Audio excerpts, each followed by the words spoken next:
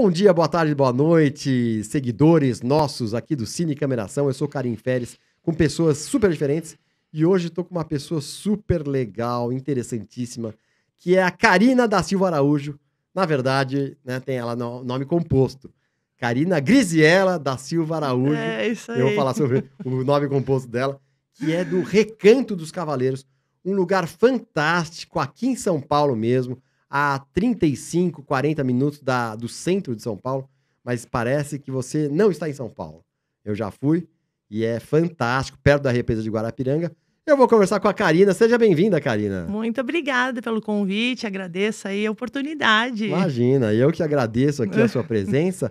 E eu queria saber, antes de a gente falar de filme, eu queria saber... Bom, primeiro o seu nome, né? Karina Grisiela.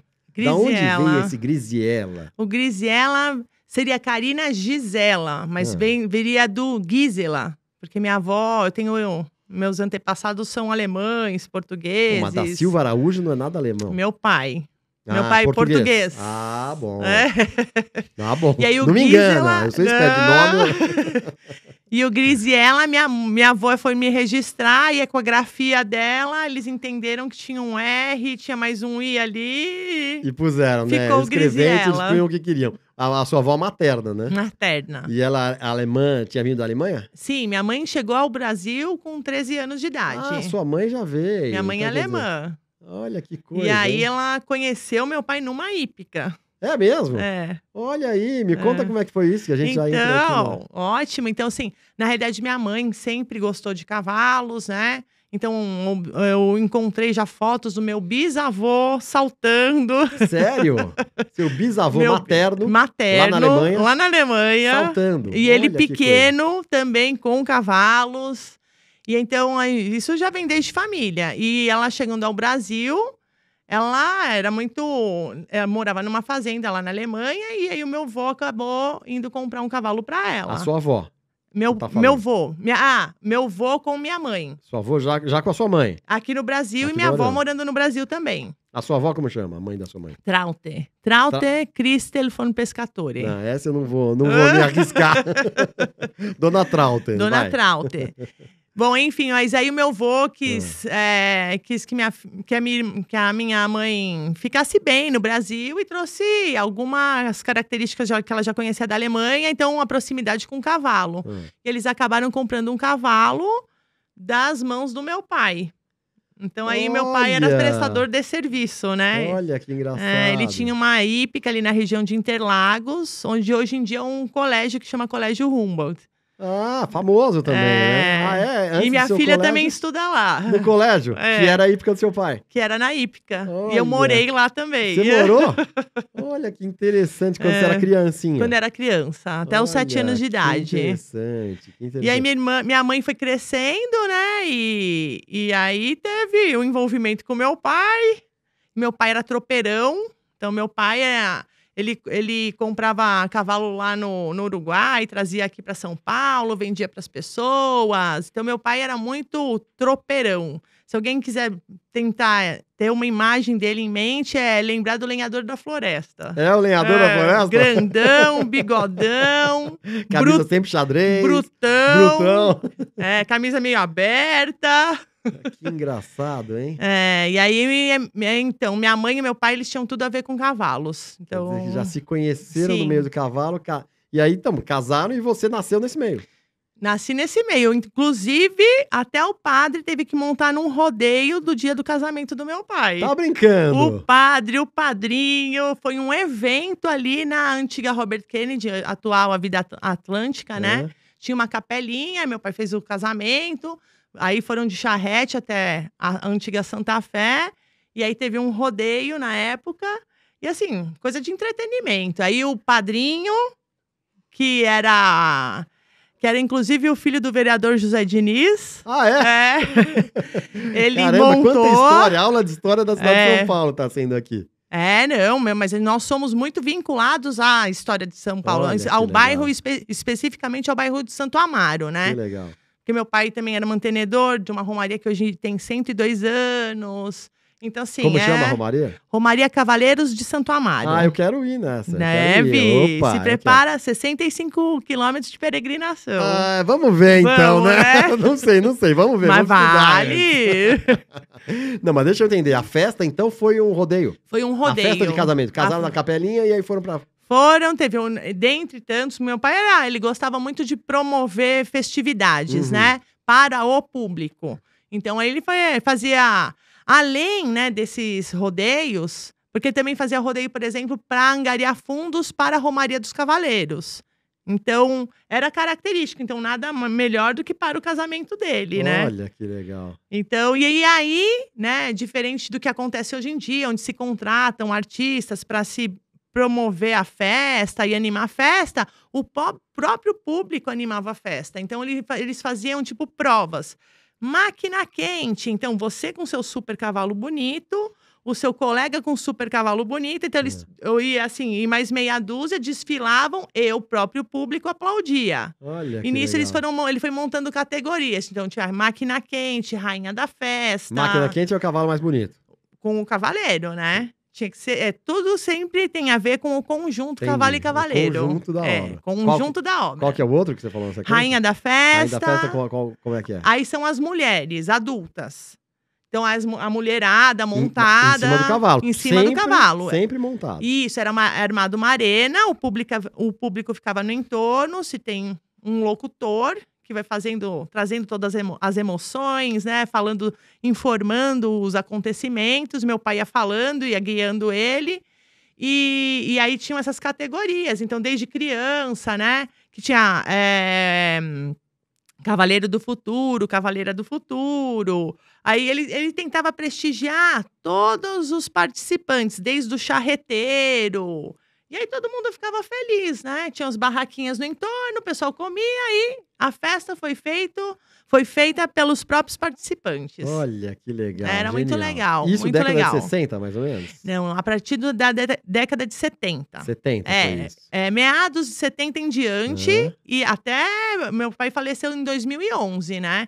Até 2010. Até 2010 ele fazia? Ele fazia, mas como na cidade de São Paulo foi proibido o rodeio, é verdade. Aí se manteve a festa com as apresentações dos cavaleiros. Que legal. E aí algum show também, né, para animar o pessoal. E essa procissão também anual. E aí também a procissão, aí tudo tinha a ver com a promoção, né, para angariar fundos para a Romaria dos Cavaleiros. Porque legal. assim, meu pai era muito tradicionalista, ele trouxe isso muito para nós. Que legal. Então, sempre relembrar quem são os nossos antepassados, entender quais são nossas raízes e trazer isso para as futuras gerações. Ele passou isso para você. A ferro e a fogo. Que legal. Eu nem sabia tudo, mas olha, não tinha momento mais propício para você falar que aqui, é verdade. É um programa onde a gente mexe com a biografia das pessoas, né? Fala sobre a biografia, sobre as pessoas. Sim. Né? E deixa eu entender, você falou o filho do vereador José Diniz, ele era o Zezito, também fazia rodeios. Que existe assim, o vereador José Diniz, ele era conhecido no bairro de Santo Amaro como o Zé da Farmácia. Ah, é? É. Ele era o cara da farmácia antes de Ele ser era um vereador? cara da farmácia, ele ajudava todo mundo, a pessoa chegava com algum sinal clínico, conversava. Então, ele era uma pessoa que sempre ajudava. E aí, ele começou a pensar na carreira política, né? E na época, Santo Amaro, ela era mais domiciliar, não tão comercial. Então, além do domiciliar, o pessoal da região tinha seu comércio para subsistência. E nisso, eles sempre ajudavam a Romaria dos Cavaleiros de Santo Amaro, que iniciou em 1920. Ah, é? É, porque, então, imagine, no nosso centenário foi Covid, né? E o nosso ponto de partida foi gripe espanhola. Olha, que loucura, hein? Né? Que loucura. Você vê como é que são as coisas. O mundo, a vida dá voltas mesmo, Total. Né? Começou lá, por conta da gripe espanhola. E aí, como houve poucos casos da gripe espanhola na nossa região, o nosso fundador, que era o Cinerino Branco de Araújo, o Araújo é coincidência, tá? É coincidência? Não somos parentes, mas você vê que o Araújo é forte na área, né? É forte, não é parente, mas você que tá, né, resgatando isso e fazendo... Herdamos e a gente tá com vários projetos para tocar isso em frente, né? E aí ele, com mais 6 companheiros, resolveram peregrinar a cavalo até Pirapora do Bom Jesus para agradecer esse feito, né? De poucas pessoas em Santo Amaro terem se adoentado. Porque antigamente, essa região, devido à represa, ela era tipo um balneário, um local para descanso, né? Então, um local onde a pessoa poderia melhorar a saúde dela. Lembrando que Santo Amaro, até 1935, era uma cidade, não era um bairro. Então, depois de 35, que ela se tornou um bairro de São Paulo. Por isso que a gente tem essa tradição um pouco mais nostálgica, né? Arraigada. Começou quando ela era uma cidade, né? É isso aí. Não fazia parte de São Paulo. Mas aí o teu pai começou com isso quando? Na década de 70 mesmo? Meu pai, com 6 anos de idade, foi com o vizinho num tipo de engate, que é tipo uma carroça, né? Chamada Tico-Tico. E aí ele foi com o vizinho para Pirapora do Bom Jesus. Então aí, isso década de 50, sei lá. Década de 40. Olha, meu pai é de 44. Ele foi, o início da década de 50. E aí, para ele era castigo não ir para Pirapora do Bom Jesus. Aprontava, olha que você não vai para Pirapora. Aí ele ia de qualquer jeito, eu digo, cavalo emprestado. Muito bom, muito bom. Aí logo, né, que ele cresceu, já começou a ter suas responsabilidades. E ele entrou, então, na diretoria dessa romaria. Dessa romaria. A hípica era um trabalho concomitante. Então, assim, nossa subsistência é a hípica. É um trabalho familiar. Sim. E até brinco. Meu pai não tinha funcionários, tinha filhas. Porque nós trabalhávamos, né? Mas e antes? Antes de vocês? Não, aí ele sempre teve uma equipe. Era ele com mais 2 irmãos. Meu tio João, meu tio Zé.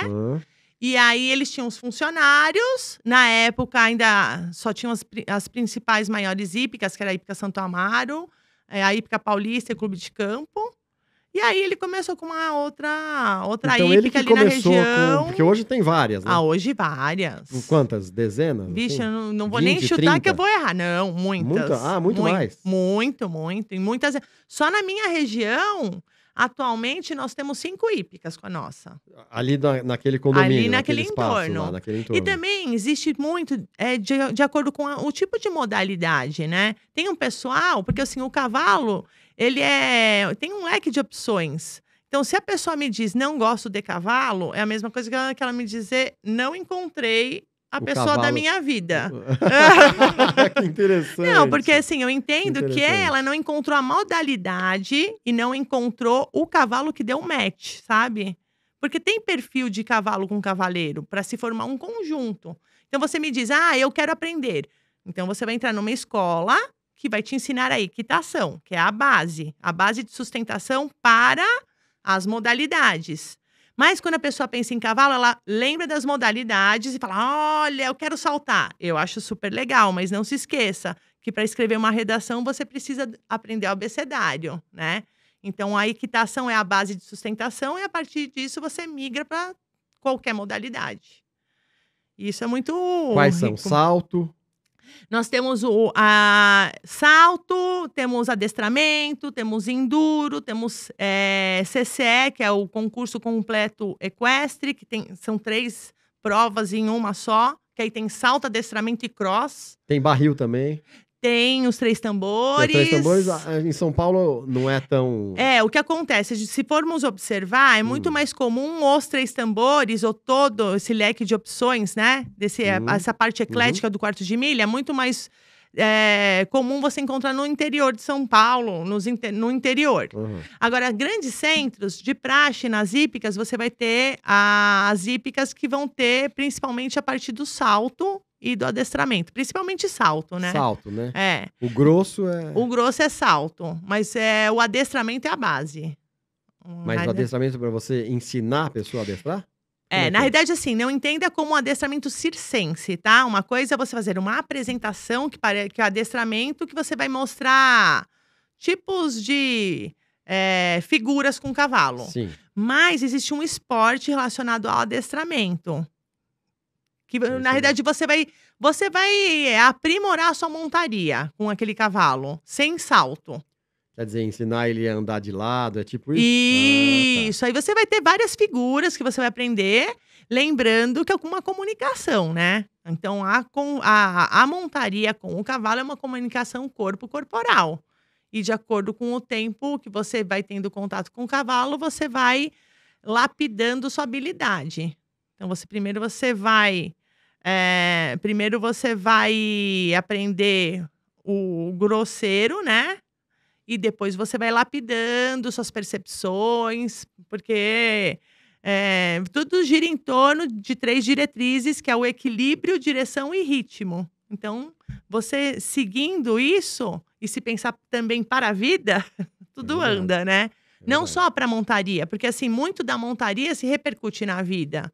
Então, a questão da firmeza, você com o cavalo, não ser bruto, né? Ser firme, né? Ser assertivo no seu pedido, não repassar responsabilidades, porque como você vai repassar a responsabilidade para um cavalo? Você tem que ter a responsabilidade de, né? Então é muito rico.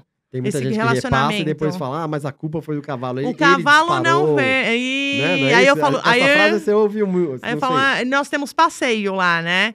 Na realidade, antes do passeio sair, a gente já dá uma estruturada na pessoa, traz algumas figuras para ela entender, né? Tipo, geralmente, quando a pessoa tem medo, ela vai para a posição embrionária, ela se fecha. Então, ela retrai tronco e ela puxa a perna para trás. Quando ela puxa a perna para trás, ela encosta no abdômen do cavalo. Quando eu encosto o pé no abdômen do cavalo, ele entende como progresso. Vamos andar, vamos acelerar. E a pessoa que está fragilizada, ela está entendendo que, opa, tô me segurando, né? Então, é pura falta de comunicação. Olha que Então, legal. o princípio da equitação é você aprender a se comunicar sobre o cavalo. Só que, lembrando, né? Todo mundo vê a comunicação sobre o cavalo. Só que 80% começa no chão. Então, aí que vem aquele seriado, que é o Heartland, que mostra muito desse trabalho da comunicação corporal do cavaleiro com o cavalo, também no chão. Que é o horsemanship, que é o relacionamento do homem com o cavalo. Então, e você fez o link perfeito. E esse seriado, né, é o seriado que a gente quer conversar sobre. Sim. Trouxe muita gente para você, porque né, a TV, o cinema, tal, tem esse poder. Sim. Então, assim, eu acho que ele trouxe bastante. Deixa eu te interromper, o Heartland é um seriado canadense que teve 17 temporadas, né? Sim. Muito legal, quer dizer, minha filha quis assistir quase tudo com ela no finalzinho. Enfim, então, desculpa. Não, imagina. E aí Mas ali retrata muito bem como o contato com o cavalo é rico, né? Por isso que ele também é usado na ecoterapia, porque ele rompe barreiras. Então, enquanto, na ecoterapia, como um exemplo, né? Enquanto um psicólogo estaria conversando com o seu paciente num consultório, o cavalo quebra a barreira. Ele é um tripé de sustentação. Ele quebra, talvez, algumas coisas que a pessoa não mencionaria para o terapeuta. Porque, assim, a mobilidade, o cavalo traz alguns desafios, algumas atitudes que a pessoa precisa ter naquele momento. E aí o terapeuta consegue trabalhar bem, né, com relação a isso. Então, a ecoterapia é um terapeuta com ajuda de cavalo. Isso, né? Isso? Ecoterapia é uma terapia com cavalos, né? Que ela é voltada para as pessoas. Sim. Então, assim, o que nós sempre observamos no mercado é a hipoterapia, que seria sempre uma equipe, né? Então, tem que ter o fisioterapeuta, o psicólogo e o equitador, que é o profissional do cavalo, né? Para quê? Para se traçar um plano de terapia para a pessoa, de acordo com as necessidades dela. E aí temos, então, as pessoas que têm autonomia psíquica e motora e as pessoas que não têm autonomia psíquica e motora. Então, o que a gente vê no mercado é a hipoterapia, que são pessoas que não têm uma autonomia psíquica e motora. Mas também existe a equitação terapêutica, né? que eu posso usar o psicólogo, um educador físico, o equitador, um psicoterapeuta, depende da equipe, né? Mas, enfim, a pessoa com autonomia vai trabalhar com o cavalo alguns aspectos como respeito, né? Responsabilidade, limite, conseguir enxergar o próximo. Segurança. Então, assim, ela começar a se empoderar de muitos medos, né? Então, é uma progressão. E isso não acontece só sobre o cavalo. Você adentrou no ambiente, já tá valendo. Porque como você vai chegar num ser? Como que você chega nele para ele não ter medo? Se a gente pensar que cavalo é uma presa, nós temos que saber como que a gente deve abordar esse animal. Então, assim, quando a pessoa tem medo, a gente sempre traz muito para ela que, na realidade, ela não tem conhecimento relacionado à habilidade em conversar com o cavalo. Porque quem tem medo é o cavalo. Ele nasceu com o instinto de fuga, né? Então, assim, e o legal do cavalo é que ele não mente, né? Ele é o que é. Então, você tem que aproveitar essa autenticidade dele para fazer o seu entrosamento. Então, ele é muito enriquecedor para a pessoa aprender a ser, né? Como pessoa. Um ser humano melhor. Eu acredito e levanto essa bandeira. Sensacional. Mas deixa eu entender, a ecoterapia sempre tem que ter um terapeuta? Sim, a ecoterapia, ela é uma terapia assistida por terapeutas. E aí, a base de sustentação dela é o psicólogo, o fisioterapeuta e o equitador, que seria um professor de equitação, né? Que legal. Por quê? Porque o psicólogo vai fazer toda a avaliação psíquica, o fisioterapeuta, a avaliação motora.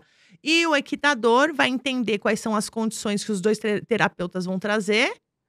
E ele vai avaliar, bom, de acordo com isso, que tipo de cavalo que vai ser usado, né? E quais tipos de exercícios, inclusive, seriam interessantes. E aí também, claro, com conhecimento dos outros dois terapeutas. Mas é muito flexível, tá? Não precisam ser só esses terapeutas. Pode ter um fono, pode ter um educador físico. Então, se você for pesquisar, de acordo com o centro de ecoterapia, eles vão ter determinados terapeutas. Mas, necessariamente, a gente precisa ter esses profissionais da saúde. O principal é o fisioterapeuta. Legal, mas é sempre bom ter agregado um psicólogo. Um psicólogo, né? Pra ver essa parte psicológica. Isto. Sensacional, Karina. Nossa, um monte de coisa que você tá falando aqui, eu não tinha a mínima ideia. E se eu enrolar demais, me corta. Não, imagina, você não tá enrolando nada, você tá esclarecendo aí as coisas. E eu queria saber mais. Aí você nasceu nesse meio. Nasci. Na época, seu pai tinha hípica? Meu pai sempre teve hípica. Meu pai sempre trabalhou com cavalo. Então, assim, ele tinha a sociedade com os irmãos. Só que aí tem aquele desgaste familiar sempre, com trabalho. Toda a sociedade. De praxe, né? Então, ele se desvinculou dos irmãos e foi pro Riviera, lá pro nosso bairro, Riviera Paulista. Só que ele ficou 2 anos sem trabalhar com cavalos. Então, assim, lá, a nossa região tem um parque ecológico que antigamente era uma propriedade aberta. A gente entendia até meio como abandonada, mas assim... Era pública? É pública? Assim, ela não era cuidada, não tinha... Hoje em dia virou um parque, né? É o Parque Ecológico do Guarapiranga. Isso mesmo, Parque Ecológico. Só que então, meu pai tinha umas vacas, aí ele vendia leite e eu tropeava as vacas. Então, você tropeava? Tropeava. Então, assim, eu tinha que tocar as vacas, manejar tocar as pra vacas. Onde? Para esse parque ecológico, para elas pastorearem. Entendi. Então ficavam com vocês lá na hípica e aí você ia levá-las. Isso. E era numa região próxima a essa hípica que a gente tá agora. Eu tô me sentindo no Pantanal, né? Pantanal. Por aí. Olha, tá bem na época, hein? Então, na época, de manhãzinha eu ia pra escola, voltava, 3h30, 4h, montava no meu cavalinho, ia arrebanhar as vacas de volta pra Mangueira. E aí, de manhã, a gente tirava leite das vacas, meu pai fazia queijo, vendia pro pessoal da região. E aí, como meu pai sempre foi um bom cavaleiro, né? Ele sempre fez um bom trabalho, as pessoas começaram a procurar por ele lá, no nosso bairro Riviera. Aí, meu pai começou a construir uma cocheirinha, outra, e voltou a ter uma hípica, que atualmente é o Recanto dos Cavaleiros. E aí ela cresceu, né? E minha mãe dava as aulas de equitação. Aí fizemos também toda a parte de passeios a cavalo. E nós crescemos trabalhando com ele. Então, desde a limpeza das cocheiras, o trato diário dos cavalos, né? Então, isso fez parte da nossa vida. Tanto é que não tinha uma outra profissão para mim que não fosse veterinária, né? Mas não por imposição, o seu caminho já tinha sido que desde cedo. Desde cedo. É que meu pai, inclusive, antes, eu gostaria de ter feito um colégio agrícola. Mas aí meu pai, eu era mão de obra para ele. E assim, ele falou, mas o que você vai aprender lá fora se você já pode aprender aqui dentro? Aí finalizei o colegial.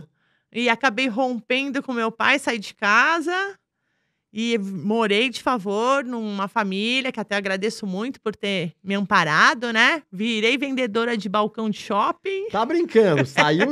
Parou? Teve uma fase então que você parou? Teve, Ficou parei. afastada. Mas aí fui fazendo vestibular, terminei o colegial, fiz vestibular e fui parar lá em Pelotas, Rio Grande do Sul. A faculdade de veterinária você fez lá? A Federal de Pelotas. Mas aí você já voltou a ter contato? 8 anos depois. Você ficou 8 anos afastada desse mundo? Fiquei. Desse mundo de cavalos? Na verdade, assim, eu tinha contato, mas não assim, trabalhando com o meu pai. Diário. Isso. Aí, 2 anos, eu fui fazendo pré-vestibular, e aí fui trabalhando no shopping, aí depois, graças a Deus, passei, porque eu tinha que passar numa pública, né? Aí passou uma pública lá no Rio Grande do Sul. Aí passei, fui pra Pelotas, fiz lá.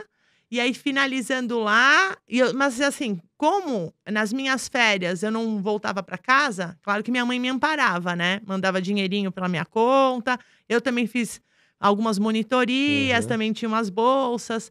E graças a Deus, né? Os custos em Pelotas eram muito menores do que em São Paulo. Então, isso ajudou muito. E minhas férias eu sempre fazia estágio.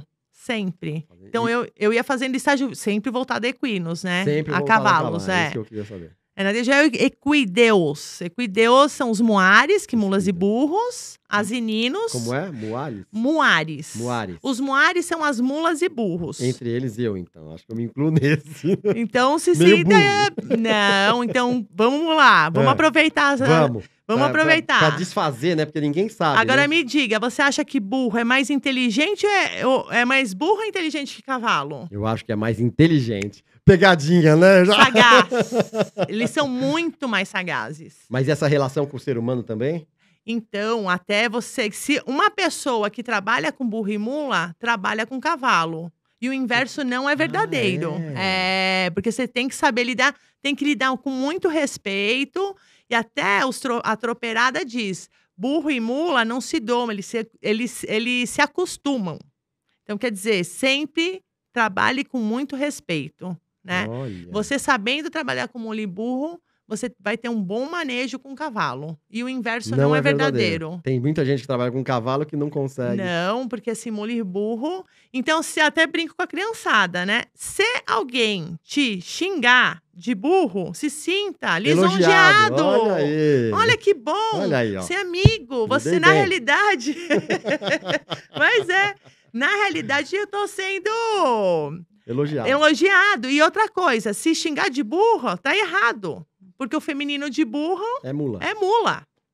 Então, vai aprender. Olha aí, hein? Que legal, hein? Mas é verdade. Mas é muito legal trabalhar com a criançada e trazer esse outro ponto de vista, né? Isso é importante. Porque, assim, eu queria também saber, você não tá lá há muitos anos, né? Aí você ficou fora, você voltou. Porque esse espaço que você tem é maravilhoso e não é só cavalo. Você acabou fazendo uma mini fazendinha, Isso. Me explica direito. Então vamos lá na progressão, né? Enquanto eu fui pra faculdade, meu pai manteve o negócio com as minhas irmãs, com a minha mãe. Sempre relacionado à hípica, né? Essa parte dos passeios, das aulas e estabulagem. E aí chegou um momento da minha vida, que faz agora 7 anos...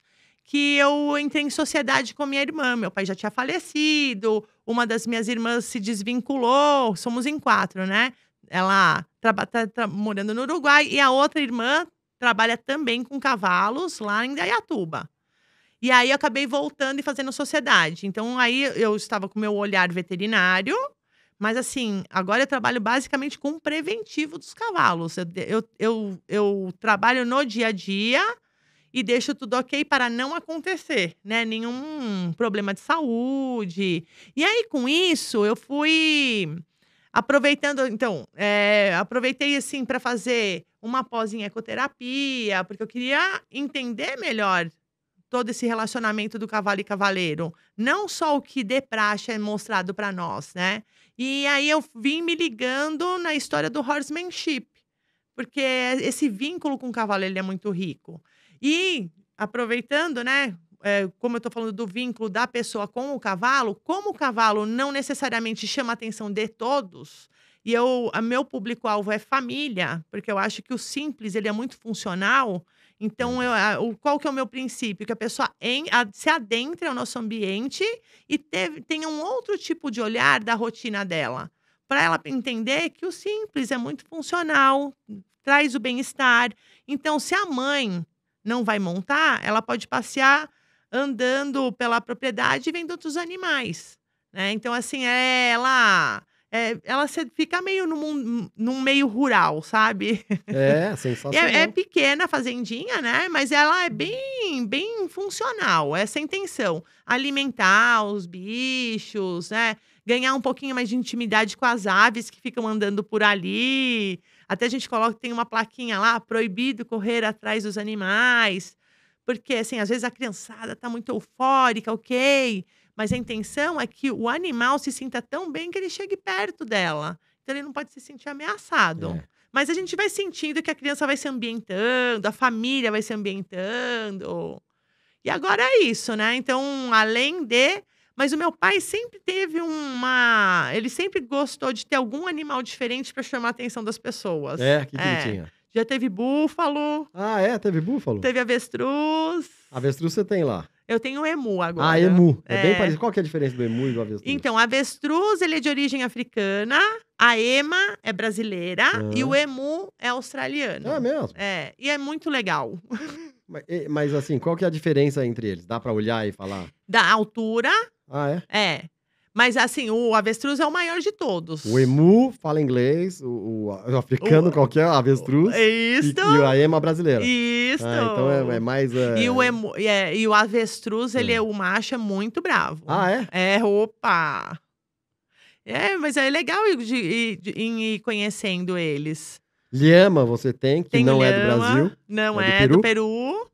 Aí temos alpaca também. Que é também do Peru? Também. É muito E legal. aí eu tenho uma alazinha que eu digo que é a ala dos ruminantes. Então, tenho lhama. Os ruminantes, eles têm 4 estômagos, né? Então, aí o que acontece? Aí o pessoal, ele morde, olha. Aí eu já aviso, olha. Eles são banguelos em cima. Eles têm uma almofadinha de gengiva. Então, eles não tem como eles te morderem. Até pode morder, mas não vai doer. Não vai doer, não é perigoso. Né? Diferente do cavalo. Que, inclusive, quando a gente. Nas nossas aulas, a gente traz essa questão da abordagem, da alimentação. Então, mostra sempre para o cavaleiro que os pontos de segurança na comunicação entre cavaleiro e cavalo, quem tem que saber é o cavaleiro. Né? Para justamente ser uma conversa bem saudável. E dentre elas é a alimentação, saber como alimentar para não se machucar. Você fez pós-graduação agora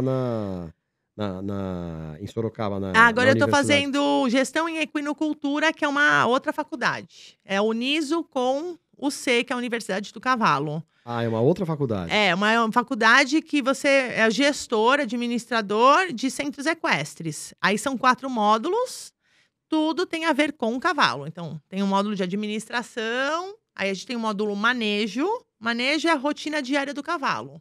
Então, você deixa tudo dentro dos conformes, porque apesar do tamanho do cavalo, eles são frágeis. É mesmo? Se colocar numa escala de animais domésticos, ele é o mais frágil. Então, os ruminantes, né, que são as vacas, eles são bem mais resistentes. Aí vem cachorro, aí vem gato, aí vem cavalo. Então, cavalo... É mesmo? a ave também já é mais chatinha, assim, tem que tomar mais cuidado. Então, cavalo, ele não vomita.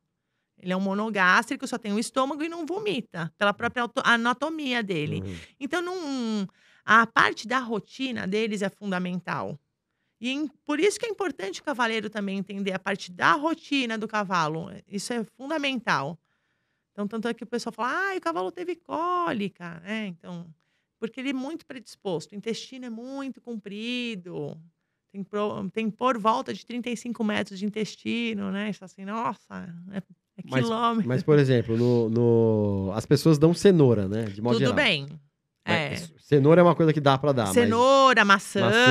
Isso dá, mas outras coisas assim. Feno, que Isso pode dar a qualquer momento. Isso. Agora, a questão é o concentrado, é a ração, é o concentrado. Entendi. Aí tem que ofertar nos horários adequados, com a frequência adequada, quantidade adequada. Entendi. E aí tem todo esse cuidado diário dos cavalos, né? Genial, fantástico, Karina. Deixa eu voltar um pouco pro cinema. Sim. Quando começou Heartland, a Heartland já começou há uns 15 anos, Sim.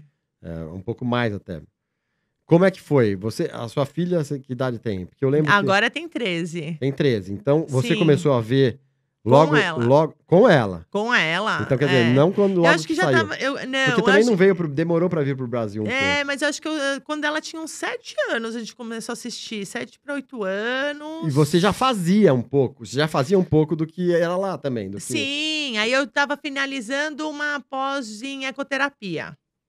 Então, lá, um dos cursos que eu fiz com uma senhora muito sábia, né? A gente tira o chapéu pra ela, Gabriele Brigitte. A Gabriela, eu vou tirar o chapéu, já que ela falou tirar o chapéu. Não, muito conhecimento, sabe? Que legal. E ela tem uma fundação que chama Rancho GG e ela estrutura os terapeutas para a ecoterapia. Que legal. E aí, um dos o olhares... dela aqui é em São Paulo? Em Ibiúna. E aí, um dos olhares que ela me trouxe foi o horsemanship terapêutico. Nossa, eu falei, como esse trabalho de chão é fundamental. Então, desde você alimentar o cavalo, escovar o cavalo, mas com a intenção de... Não pensando só no entretenimento. Sim. Tá, ok, você tá no entretenimento, você vai ter uma válvula de escape, vai ser um momento de lazer. E ele? E o cavalo vai ser um momento de massagem, né? Mas é um momento de entrosamento muito importante, entre os né? dois, né? Desde você conduzir o cavalo no chão. O pessoal morre de medo que o cavalo pise no pé. Mas isso é só a questão de você saber se colocar, ter a firmeza de... Então, isso traz muita segurança para inicialmente insegurança, mas Sim. depois de exercitar a situação, segurança. Ela vai se empoderando desses conceitos. E aí eu achei muito legal. E o que eu fico muito feliz que agora, né, nessa atual graduação que eu estou fazendo, eu estou aproveitando meus horários para ter aulas de horsemanship, que é justamente essa lida com o cavalo, mas não necessariamente sobre. Então, você com cavalo, com cabresto... Que é bem o que a Amy fazia Isso. Então, mas aí quando você começou a assistir o seriado, você já fazia isso um pouco? Não desta forma. Aí eu comecei a abrir o olho. Olha, que legal. E aí eu adorava. Até tem uma fala dela, né? Que uma das personagens cai e ela fala que para ser uma boa cavaleira, a pessoa tem que cair 100 vezes. E eu tomei esse discurso pra mim, né? Porque eu trabalho com o público, às vezes a pessoa fica frustrada que caiu. Eu falo assim, olha... Aí eu brinco, nossa, eu já caí 78 vezes. Mas para ser um bom cavaleiro, tem que cair 100. Poxa, quanto mais? Mas quantas vezes você caiu? Uma. Falei, puxa, ainda tem falta, hein? Só para descontrair, né? Muito bom. Essa fala eu peguei dela, porque que legal, eu acho muito legal, assim. Eles vão mostrando modalidades diferentes, né? Isso enriquece muito o mundo equestre, para a pessoa entender que não existe só salto, por exemplo, né? Exatamente. Isso é muito legal. E a abordagem dela com relação ao horsemanship também é super interessante. Né? Esse seriado realmente é um seriado fantástico, que aborda isso, né? A vida na fazenda. É isso aí. A vida na fazenda, uma cidade pequena, né? Acho que é perto de Calgary, no Canadá. mas é um seriado fantástico. Heartland, pra quem gosta de... E você não vê muita coisa, assim, ou você vê muita coisa? Muito filme, TV?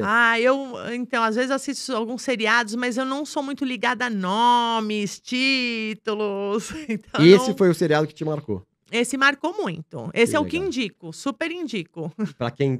Mesmo pra quem frequenta lá e quer ter uma relação com o cavalo. Sim, eu indico. A minha filha assistiu todos, não só esse, como todos os seriados de cavalo, assim, que tem a ver com cavalo. Sim. Existem vários filmes, mas de praxe que você vai ver nos filmes são superações, né? Da pessoa com o cavalo. Então, o que a gente percebe? O que tem em comum entre todos eles? A pessoa, ela não tá olhando para fora, ela tá olhando para si. E ela tem que se empoderar para. Então, ela tem que saber como se posicionar para se comunicar com o cavalo. Então, se for ver, independente do Heartland ou de qualquer outro filme, tá muito relacionado à atitude do cavaleiro com o cavalo. E Genial. principalmente da pessoa... a pessoa ir criando a habilidade nessa comunicação. Genial, genial, Karina. Adorei essa sua frase final aí. As pessoas olham muito pra fora e não olham pra dentro, né? Isso. Não é isso? E na relação com o Isso. cavalo, você aprende a olhar mais pra dentro, Isso. né? De si mesmo. Total. O cavalo te mostra, essa relação com o cavalo mostra isso. Isso, e também a pessoa está vivendo o presente, né? A higiene mental ela acontece principalmente porque o cavalo está em movimento. Como você vai ficar pensando no futuro? Como você vai ficar pensando no passado? Se nós entendermos que o entrosamento entre cavalo, né? Então, eu até brinco, né? Que eu falo, esse é o cavalo, esse é o cavaleiro, essa é a montaria. Existe montaria sem cavaleiro? Não vai existir. Não existe também montaria sem cavalo. Se pensarmos que o cavaleiro é o cérebro, é a inteligência, e o cavalo é a força, é o corpo, existe total uma integração que é a centaurização, né? Ou então, o horsemanship montado já começa uma fase de centaurização, que é você estar caminhando sobre 4 patas. Aí você tem que se perceber sobre ele. E aí, assim, não tem tempo para você pensar no problema da vizinha, na comida do cachorro que faltou, porque aquele momento é o presente. Então, eu acredito muito na evolução humana, né? Mas não na evolução do humano como ser. Eu sei que existe a tecnologia, mas a tecnologia eu entendo como um crescimento externo, não interno.